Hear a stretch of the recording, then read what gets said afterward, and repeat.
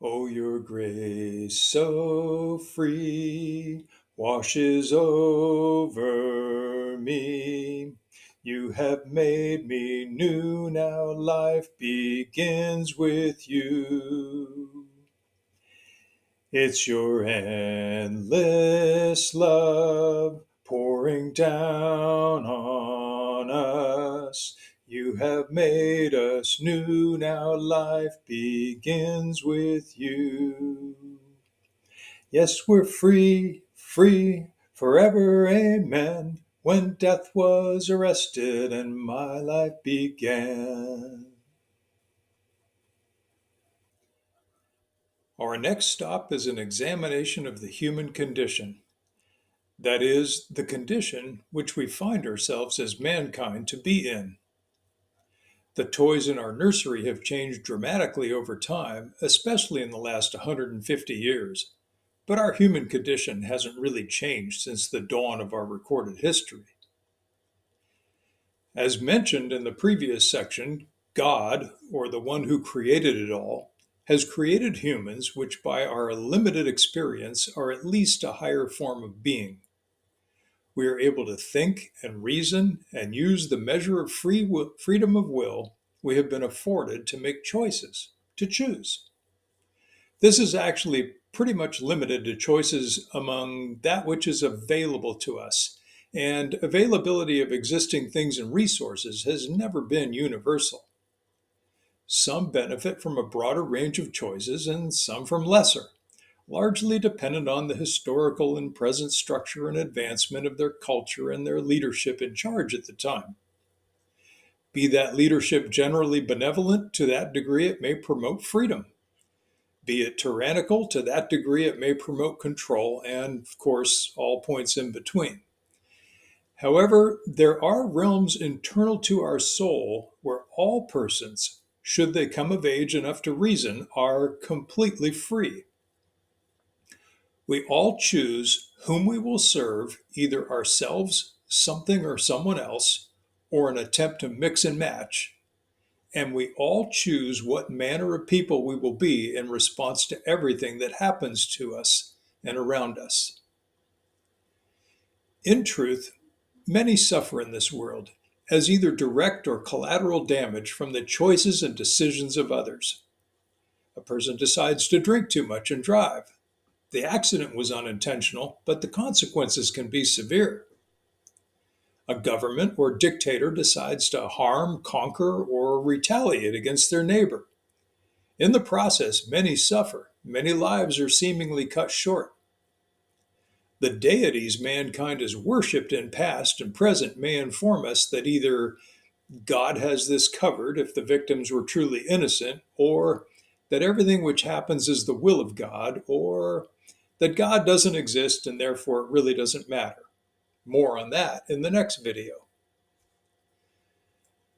The core of examining the human condition really focuses on those areas where we are completely free, freedoms which no one can take from us. First, our choice of whom we will serve, and next, our choice of how we will respond to circumstances. Having just examined the evidence for God, I'm not going down the path of those who yet believe mankind to have evolved apart from God as simply higher animals whose only loyalty is to self and what they can get away with when men who guard those mutual agreements of societal law and order are not looking.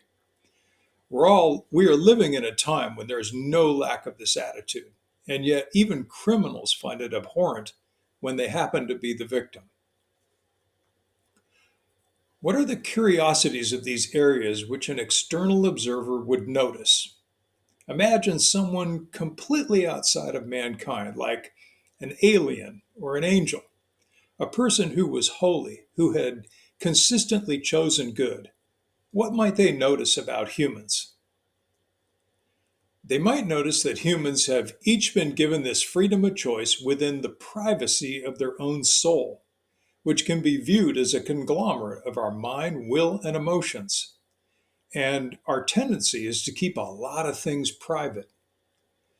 Most humans acknowledge a concept of God, and many acknowledge the sense that God knows the thoughts and intents of our hearts and mind.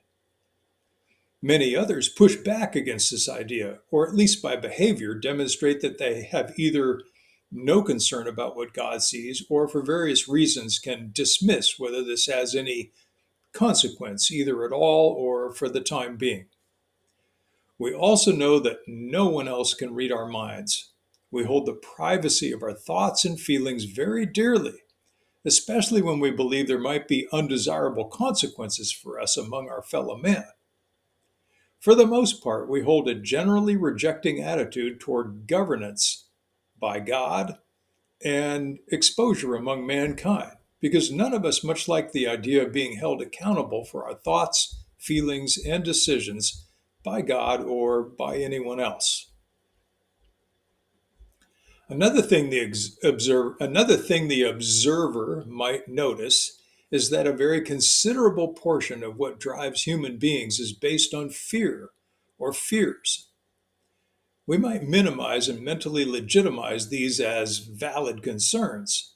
Perhaps something softer, for as humans, we don't like to feel weak. We don't like to feel dependent or to feel guilt along with shame, though in many circumstances those accurately describe where we are. Reacting to this, humans do many things to maintain an outward appearance of having it all together. Remember me? I carried a phony tough guy mask on a stick my entire teenage life. Many are consumed by how they look, while others go out of their way to appear garish or counterculture. Various types of status, fame, wealth, and power, amounting to a who's who, also have their origins in fear. We make constant moves, great and small, to protect our sense of self, our sense of identity. We excuse self while accusing others, even adding crime on top of crime to hide things that we know we did and know that we don't want found out. Most humans fear death. They may never have spent the time to reason why, but mortality is high on the list, perhaps because it leads us into the unknown and is part of that other area of general fear which can be called what if. Historically, and in our present day and age, there seems to be no limit of human action and reaction to that which we fear.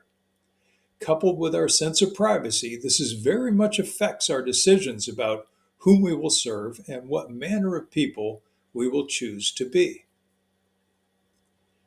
This observer should also rightly notice that mankind, more specifically individuals, sometimes groups of people, have the capacity for goodness, both in great ways and small ways. It would be surprising to find it not to be so, because, as I believe I've shown, we were created by a creator who evidently cares about what is good and has set us up in a system which operates properly when good is chosen. Humans, individuals in particular, are capable at times of even the highest form of love, which sacrifices self interest for the sake of others. Desires for honesty, fair play, justice, and reactions of compassion and heartfelt caring are not rare among humans. We all like feeling good and we all dislike feeling bad, and many times people get it right when they bring up their families in loving environments with healthy nurture as best they can. People everywhere love both real and imagined stories where good triumphs over evil. Even though it may be rightfully or wrongfully pegged to our own perspectives, goodness is what bonds us together as human beings, whether this happens on a family, tribal, national, or international basis. Fears and mistrust of the motivations and intentions of others are what breaks and keeps us apart. There are so many areas of the human condition we could investigate, all of them accentuated by the goodness of God's created order, and all of them complicated by our fears, both public and private. Since the dawn of mankind, it has been so. Tribally and nationally, we have instituted laws to govern how we live together. But greed, fears, and mistrust have historically driven mankind to war with their neighbors almost whenever an advantage is sensed. Being a lifelong student of human history, I can tell you that the only thing which has stopped the relentless aggression of larger nation against larger nation on a global scale was the modern discovery of weapons so fearsome that they assure mutual destruction. Does that make nuclear weapons a blessing? Because having set up a no win scenario, their presence has spared so many from the inevitable destruction of war. Or will someone in the future dare to cross the line, impacting everyone? Well, all we can say is that if there is some crazy thing, some human somewhere has done it or is likely to try it. I have traveled the world and met, interacted with, befriended, and have been befriended by many. The first thing I learn is that people are people the world round. They have a similar sense of self and self awareness, similar hopes and dreams for themselves and their families. All of them face challenges in life. Most are hardworking, family loving, and many would go out of their way to lend a hand to a stranger, though that varies a lot with culture. I found it is also true that suspicion and mistrust can turn quickly into prejudice and judgment. These are most prevalent among those who have been limited in their scope of travel, not having gone far beyond familiar surroundings to build relationships with others. Now, in the era of the smartphone, we are being captivated and segregated even further into tribes of common interest and opinion. Next, there are comparatively good people if we are comparing individuals to the larger scope of humanity instead of to God's created order of goodness. But no one is entirely good. Everyone incorporates various forms of badness or evil into their lifestyles. If badness at some level can be defined as that which hurts oneself or others, then historical and present day humans are actually pretty good at making accommodations for badness. Oftentimes we start with good intentions but go about it in wrong or selfish ways. On the lighter side, compromises are made in action and deed which yet have consequences. Quoting that famous alien from Star Trek, Mr. Spock, whose comment was, "Curious how often you humans seem to obtain that which you do not want." Then there are those who have sold themselves to evil, even into wickedness. Their whole life is parasitic upon the rest of the human race, and woe to those bound under their power when they come under it. Mankind, as we find it, went wrong by choice. Any choice to go wrong multiplies and compounds upon itself, is self expansive. In avoiding accountability would divert responsibility. We offer reasons why it was okay this time, or half truths about why we did that or are not to blame. We bind ourselves with decisional chains, yet we long for a corrected experience wherein is peace, joy, freedom. Yes, but not if we have to submit, because mainly and above all, mankind's flag has been to serve self and our own self interests. We are very sheltered here in the USA. We have had many decades of peace and general prosperity on our soil, while much of the world has suffered wars, privations, or both. It makes it easy for us to judge how things ought to be and hold expectations that we will always have our rights. Yet, how often has our country preemptively struck others and in the name of our national interests? Justifiable? Unjustified? You decide. We also have an inner sense of knowing we will be weighed with regard to our choices. Don't think so? Just see how the freeway acts when the drivers see a highway patrol car. Yes, we don't like the sense that someone is watching and potentially weighing our accountability. The rest of nature, the rest of the created order, behaves as it ought. Humans don't. Even in our religions, we shy from or make up an easy approach toward God to whom we might have to give account. Perhaps we prefer a God who doesn't interfere with what we want. Or if we must, then how about a heavenly grandfather who is jolly accepting of all our decisions, and just happy if a good time was had by all.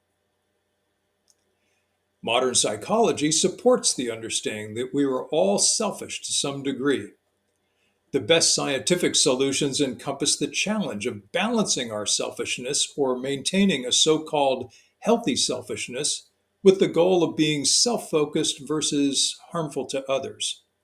Hence, our bookstores typically have large and quite popular self help sections filled with all manner of opinions, yet standing as part of humanity's admission that we indeed have a problem. When we are challenged, we reply, I don't know what you're talking about. We build outward reputations, self protection, false masks presenting ourselves as other than we know ourselves to be, many even to the point of deceiving themselves. All humans do this to some extent. Humans are territorial. We defend family, ideology, truths and lies, property, etc. Historically, common sense has not been a consistent rule for humanity. Humans can be greedy and treacherous, lie, cheat, covet, steal, harbor, and execute malicious intent, dehumanize and degrade others, even commit murders. That list of mankind's inhumanity stretches pretty wide. The best of us pours mental and emotional energy into that over which we have no control. Where did all this closely held and markedly selfish privacy, rejection of accountability, fears, retaliatory reactions, and other things mingled in with all the goodness we also find in mankind come from? First, there was a stepping off point, a point at which mankind first decided to choose a spoiled version of good. Remember the important point about good being the primary design and the ability of goodness to stand alone? There's nothing in creation or the created order which requires badness, evil, or something to go wrong in order for it to operate as designed. The continuation of pure goodness, called righteousness or holiness, is the proper lubrication, fuel, and energy that the creation in which we live is designed to run on. Yet mankind, with our God given ability to make moral choices, has chosen, and we continue to choose, alternate fuels, different lubrications, premature gratifications, or shortcuts which we think and feel at the time will get us what we seem to want or need. Almost all religions recognize this, though few try to explain or give an account of how this happens. The ones which do intimate that mankind was in some way deceived into deserting our post by a combination of external and internal influences. Deceived with the idea that God was holding out on us, that we don't have to, shouldn't have to, wait for his maturation process and can disregard God's guidance, selecting a bypass, which seems to be more preferable at the time. Can you hear the voice of Willy Wonka? Stop, wait, don't. And in choosing spoiled goodness, we have in effect fallen from a position of grace or consistent goodness, which was our Creator's intent, even for our little corner of creation. This stepping off on our own, bypassing much of the Creator's established order in favor of our own, has had considerable consequences for the human race. Examining just one part of this, we see that where the choices of one person negatively affect another, the other now has a choice to either passively accept this impact or move to protect themselves. The greater the impact, the greater the harm, triggering to small or large extent our God given motivation of self preservation. Quite simply, it hurts to be hurt. This is actually the origin of walls, and as humans, we are really good at building walls of all kinds: physical walls, mental walls, emotional walls, defensive and offensive weapons. We protect every exposure. Now, walls have two purposes. First, self-protection from the potential harm of others, because the farther mankind goes down this rabbit hole of spoiling what is good to get what we think we want, the greater the awareness that others are just not safe to be around. We can no longer allow just anyone, especially given our capacity for privacy, to have access to our lives, our property, our families. We have all come to experience this mankind created alternate reality that many other humans cannot be trusted to have the best intentions toward us. Next, we find that walls have a related, though somewhat different use as a place to hide from retaliation from those we ourselves have wronged. This altered state of affairs, where mankind has set sail from the confines of God's created order with his goodness, has become universal. No one has to teach it to us. Merely being born into the societies of mankind is enough. This spirit of closely guarded, self focused, bounded by fears is found even in the small children, especially as they experience the consequences of the choices and actions of others in this world. It is part of the human condition of our spirit, soul, and even bodies. The best of us, if there is such a thing, may be someone who tries to deny self and serve God in the ways of his goodness, still retains a basis of fear and often reacts to it. We are no longer purely good as originally designed. Warps and twists, if you will, have been incorporated, often described as sin or our sin nature. Having many fears, we are not perfect in love, and strive as we might, no one has yet been able to get there on their own. Some of my own children have made your living coming alongside others from different vantage points to help them unwarp and untwist their lives. It is part of the essence of my own purpose in life as I live on mission with Jesus in his goal of seeking and saving those who are lost and redeeming and transforming those whom he finds. And so we come back to the core of free will, our God given freedom to choose, and those areas where we are actually free. Whom will we decide to serve? Our Creator in his created order, or the inclinations we find in our own thoughts and feelings? How will we respond to circumstances and the encroachments of others, or more clearly, what manner of person will we choose to become? These questions directly address the dilemma facing every person. Who am I? Why are we here? What is this life all about? For some, all of these questions can start them on a path of reconnection with God. For others, this leads into a debate on fairness, even a challenge. If God is good, then he would wish to make his creatures perfectly happy. And if God were almighty, he would be able to do what he wished. Yet, the creatures are not happy. Therefore, God lacks either goodness or power or something, right? What humans really mean by this argument is that they are not getting their way if God does not act to serve them at every turn. Part of us is on the side of this Creator with his moral law and created goodness. Most also disapprove of human greed, trickery, and exploitation. But the other part wants him to make an exception in our case. We know that unless this power behind the world truly and unalterably detests wrong behavior, then it can't really be purely good. Yet we would like it to let us off again, just this once, again. This is the trouble we find ourselves in as humans. If the universe is not governed by divine goodness, then all of this mess is pointless and hopeless, because a God who makes sense of it all is our only hope, our only true comfort. Oh, we can try to divorce ourselves from all that is going on in the world. Some withdraw as far as they can from humanity because humanity is a broken affair. Yet then they are alone with themselves, and lo and behold, they find the same conflicts within. This Creator or God is our only possible ally when it comes to what is good and therefore functional. However, we, through wrong behavior detestable to this Creator, have in that degree become his enemies For we have chosen to react in the wrong way on many occasions. Shall he just let us off? What about those who have done what we consider to be horrific wrongs or have wronged us personally? Shall he let them off? And if so, on what basis?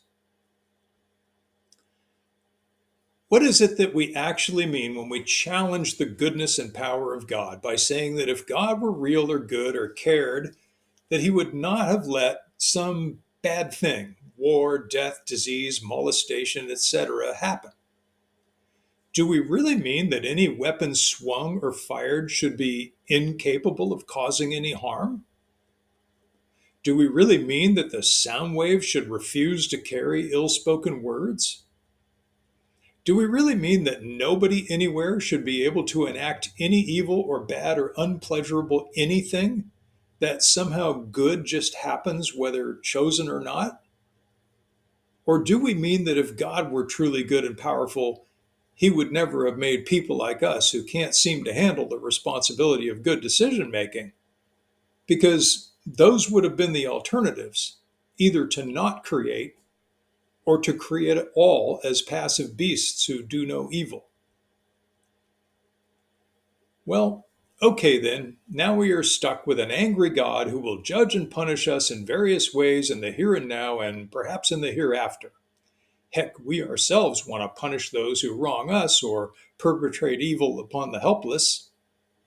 Yet, we are the ones who invent an angry God in our own image and imagination of anger when we refuse to acknowledge that it is us who have spoiled goodness. The real anger and potential wrath of a good God would be for our benefit, for our good, setting examples where he must, motivating us to consider choosing his created order. It is humans who make it adversarial when God has not set himself up as our adversary outside of our insisting that it should be so. From the moment a person becomes self aware, they begin to choose whom they will serve. The patterns of mankind's past, along current societal pressures, mate with an inexplicable but observable inheritance of human nature, motivating gravitation away from God's created order to habitual self focus, a sort of self worship.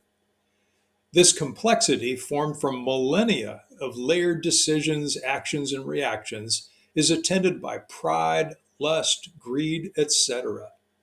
Failing to recognize this reality of human nature is done at one's own peril. At some point, mankind fell to the whisper that they knew better than God, that they could cease living in unity with their Creator and choose their own delights. Many might pay him worship, but even then, quite often, the love is now of their definition and not of his. It would be right for us to recognize all this and begin to turn from it toward that which is truly good. Like Ebenezer Scrooge, we could change. We could make it our goal to live in peace, promote forgiveness and reconciliation, reorient ourselves toward good works, reaching a hand out or a hand up to those in need. Yet there remains a general disconnect between us and the person or persons, God, who created both our environment and ourselves. Because he remains fully righteous or holy, and even at our best, we are not. This separation from God plays out at least in the background of every human life. It is something we may or may not be aware of, but at the same time, it is felt, sensed, and often reacted to. It could be said that we find mankind historically and as a whole to be in a state of rebellion against the someone whom we have identified as God, who instilled us with our sense of what constitutes right and wrong. For regardless of the sense and our own reaction when someone steps on our toes, each of us internally has held tightly to an independent spirit which serves self first, considering our own wants, needs, and desires over those of others, wants what it wants, when it wants it, and very much dislikes the idea of submission to authority or ever being held accountable for our self excusable choices. Yet, on the other hand, we as mankind, for the most part, have always been sensitive to the dictates of our conscience and heart. While it is true that many have closed off their conscience and hardened their hearts, this was something that they had to choose to do in response to the nagging sensations thereof. Normally, our conscience and heart make us aware of a need for, call it, balance with the universe, harmony with our fellow man, or connection to our concept of God. Beyond the organ beating in our chests, we each have a heart which speaks to and by design governs the emotional aspects of our decisions and choices. Next to this, and beyond the physical brain in our skulls, we each have a conscience which speaks to and by design governs our mind, the intellectual aspects of our decisions and choices. Strangely enough, it is within our heart and conscience that we yearn for an initially unnamed sense of approval, desire for justification, or to feel like we are, after all, in right standing, or at least in the right. No doubt this plays out differently within different people, but it connects to our mortality, our sense of limited scope of lifetime, and our lack of being certain about what comes next. Though often squashed by selfish ambitions of the here and now, we find this sense and desire at the forefront of the religious side of mankind. Almost a tug of war goes on within the human race, played out in mass and at the individual level. It becomes evident that all people at one time or another, and many lifelong, have tried to live on a proverbial balance beam. There is a sense, I don't call it valid or true, in which the individual thinks, as long as my good outweighs my bad, I will be okay. This sense often presents within individuals in very strong feelings and thoughts of condemnation. I am bad. I must be a bad person. Compared with feeling good. I am good, or thinking I must be a good person. We also make these judgments about others being bad or good persons. Allow me to use this as a bridge into the next video where I would like to talk about religion. For religions of any kind are actually attempts from the human side of the equation to try and address our feelings and thoughts about condemnation, perhaps to stay balanced on our perspective balance beam of goodness versus badness.